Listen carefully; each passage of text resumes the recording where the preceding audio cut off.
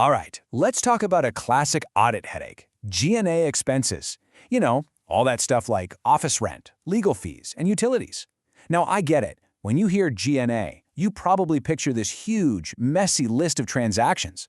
But what if I told you it's actually a puzzle? And by the end of this, you're going to have the blueprint to solve it, turning that chaos into some real strategic insight. Okay, let's get into it. So, let's just cut right to the chase. Before we can even think about fixing the problem, we have to know what it is, right?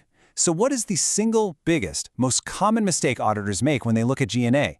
I'm talking about something that happens on pretty much every single engagement, especially with junior auditors. And there you have it. The number one mistake is just lumping everything together. We take this incredibly diverse mix of expenses, slap the label G&A on it, and then try to test all of it with the exact same procedures. This isn't just inefficient, it's just fundamentally wrong. And this leads us straight into what I call the G&A audit trap. Just imagine you're trying to fix a really complex car engine, but the only tool you've got is one of those giant, oversized wrenches. Sure, you might be able to turn a bolt or two, but you're going to miss a whole lot, and you might even end up breaking something important. So here's the crucial point. When we treat G&A like it's one giant monolith, we're not just being lazy, we are actively hiding risk.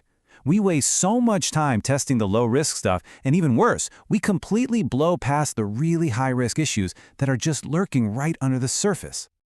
Okay, so to get out of that trap, we've got to unpack this whole mess. We have to stop seeing G&A as a single list and start seeing it for what it truly is, a collection of totally different accounts, and each one is telling its own unique story. Let's just start with the basic nature of these transactions. Over here, you've got your utilities. Super simple, they happen every month, and they're backed by a straightforward bill. But then you look over here at professional fees. These are complex, they're unique, and they're supported by a detailed contract and a scope of work. I mean, come on, they're not even in the same universe. Okay, now let's talk about the risk. Travel and entertainment has this huge inherent risk of fraud and personal abuse, right? You've got people submitting fake claims or trying to expense personal stuff. Insurance, on the other hand, has a totally different risk profile. The real danger there is an incomplete accrual at year-end. The two risks couldn't be more different.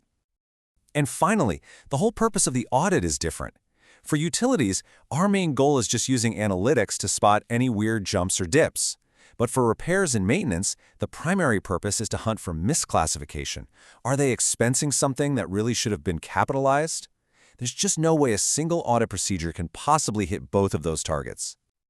All right, so we've diagnosed the problem pretty well. So what's the solution? Well, it's a really clear, powerful methodology called profiling. And this is how we're going to move from that messy list to a state of absolute clarity.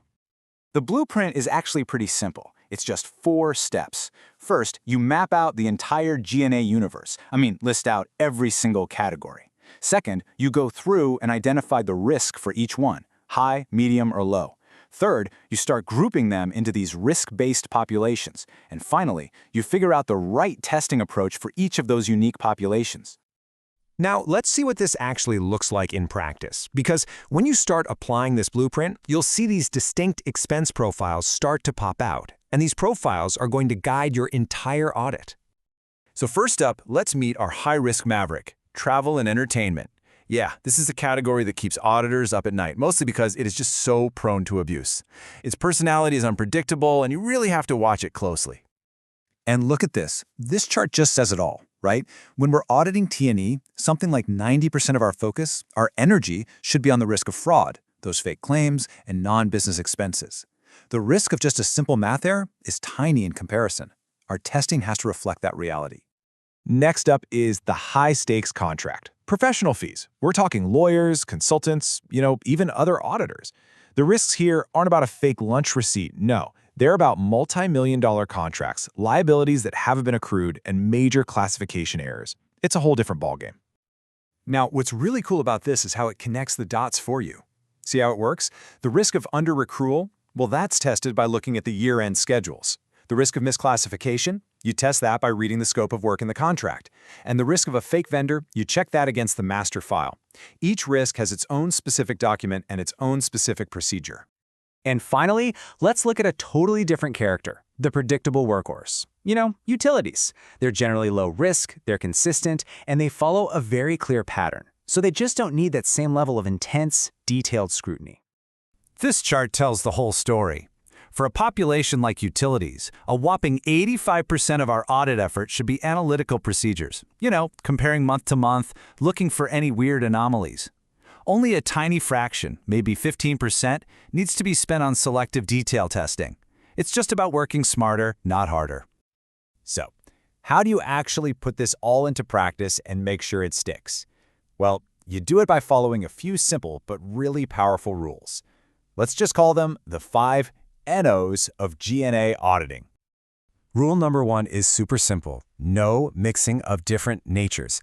A travel expense reimbursement is not a technical repair service, and neither of those is a legal fee. They are fundamentally different things, and you have to treat them that way, period. And Rule 2 flows right from that. No one-size-fits-all testing. Because the supporting documents are different, a plane ticket versus a legal contract, the testing procedures must be different. It's just that logical. Oh, this is a big one. Rule 3, no assuming all G&A is low risk. This is such a dangerous assumption to make.